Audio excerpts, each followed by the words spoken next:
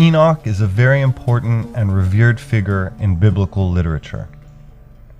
His name appears in the book of Genesis, where he is described as the seventh generation from Adam, and he is the famous great-grandfather of Noah. So his story took place before Noah's flood, or the Great Deluge, or as geologists and anthropologists say, the event at the end of the Pleistocene Age and the start of the current Holocene Age.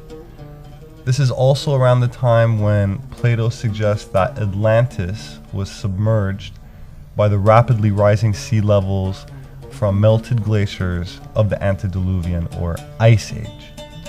So according to Genesis, Enoch, and I quote, walked with God and was seen no more because God took him. This walking with God was understood to refer to special revelations that were made to the patriarch, which was familiar to the authors of the New Testament and also utilized by the community that originally collected the Dead Sea Scrolls.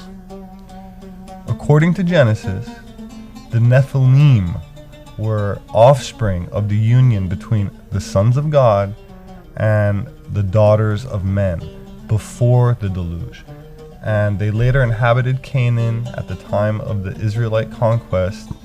So the Book of Enoch connects the origin of these Nephilim with fallen angels, and in particular with those that were referred to as the Watchers. Semyaza, an angel of high rank, is described as leading a rebel sect of angels in a descent to earth to have sexual intercourse with human females. In addition to Enoch, the Book of Jubilees also states that ridding the earth of these Nephilim was one of the reasons the earth was flooded in the first place in Noah's time, and these works describe the Nephilim as basically being evil giants. That's one interpretation of the word. I would now like to read a small passage from the Book of Enoch, chapter 1, the Watchers, and I quote, "And it came to pass when the children of men had multiplied, that in those days were born unto them beautiful and comely daughters. And the angels, the children of heaven, saw and lusted after them, and said to one another, Come, let us choose wives from among the children of men, and beget us children. And Semyaza, who was their leader, said unto them, and I quote, I fear ye will not indeed agree to do this deed, and I alone shall have to pay the penalty of a great sin. And they all answered him and said, and I quote, Let us all swear an oath, and all bind ourselves by mutual imprecations not to abandon this plan, but to do this thing. And they swore they all together and bound themselves by mutual imprecations upon it. And they were in all 200 who descended in the days of Jared on the summit of Mount Hermon. And they called it Mount Hermon because they had sworn and bound themselves by mutual imprecations upon it.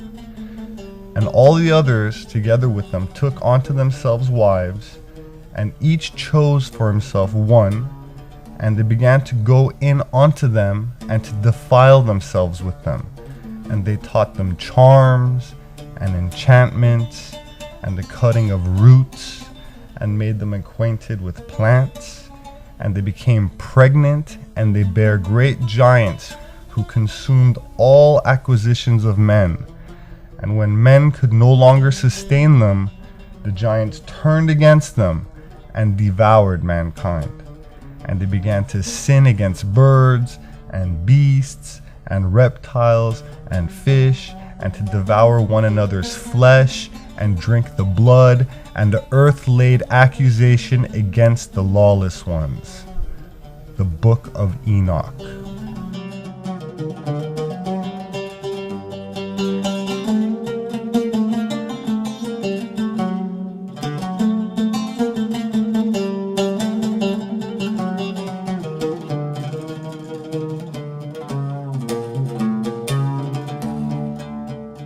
My name is Robert Sepehr.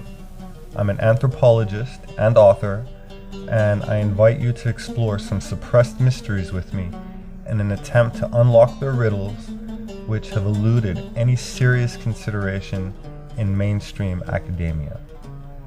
Species with Amnesia, Our Forgotten History, Gods with Amnesia, Subterranean Worlds of Inner Earth, The Occult Secrets of Vril, and 1666, Redemption Through Sin. I appreciate all of the positive feedback, and I thank you very much for listening.